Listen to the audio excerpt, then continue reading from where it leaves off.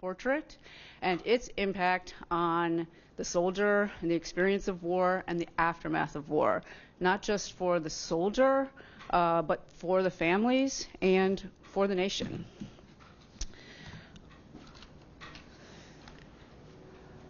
This portrait here is probably one of the most famous, if not the most famous, from the Civil War. And it is the Humiston children, Frank, Frederick, and Alice. Amos Humiston of the 154th New York was killed on the Gettysburg battlefield. His body was found by a local resident who found him clutching this photograph of his children, Frank, Frederick, and Alice. Another local resident, Dr. John Francis Bournes, decides to publicize the photo in an effort to help identify the soldier. And he makes copies of it, he duplicates it and distributes this image, and also writes articles about it in local and further out national newspapers in an effort to identify the body of Amos Humiston. And the rest is pretty much legendary. He is identified. His wife will see the description of this image in a newspaper and help identify his body.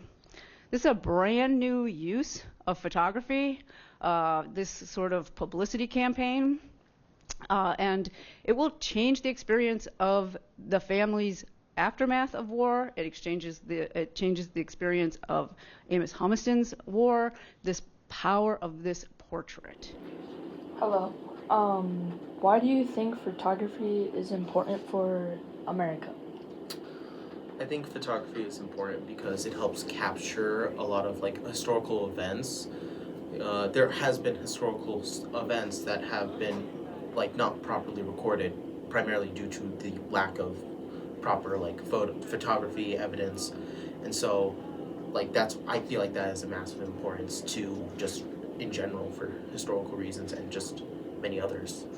Yeah, I agree with that. A lot of it is historical context, and when we have all of this photography about things that have happened, we get to, I guess, learn more about it and figure out just what we have done and what we can continue to do, and it's a bigger impact on that when we actually get to see it. Have you seen the photography photo of the lady holding her child? Oh yeah, that's a very famous and very impactful photography photo. That was not drawn. That was not illustrated. That was a photography photo. That was awesome.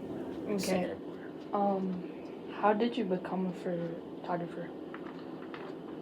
I did take a yearbook class because I found that interesting. I also did take broadcast at one point, but that one didn't really impact me as much. But I took yearbook and I started. We had to take photos, and I remember it was this direct moment when I was I forgot, I was halfway through the year, and I truly was this is fun. I love taking photos. I love photography. Such it's an experience that's hard to explain, but you have that once in a lifetime feeling. Maybe that was how it was for me at least.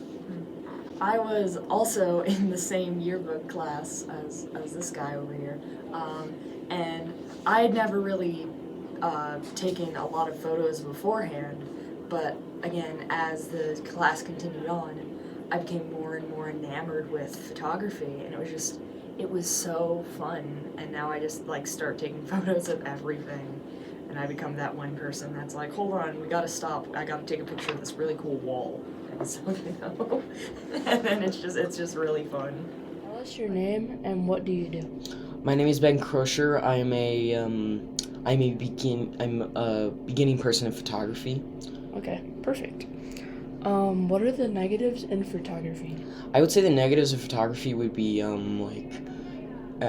hard it is to be taught photography and how difficult it can be. But if you continue doing it, it could get pretty easy over time.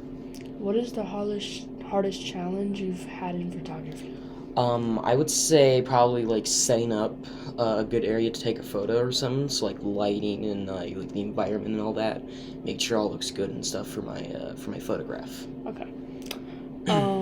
Last question, why do you think photography is necessary for American history? I would say photography is necessary for American history because it can help us preserve events from earlier times.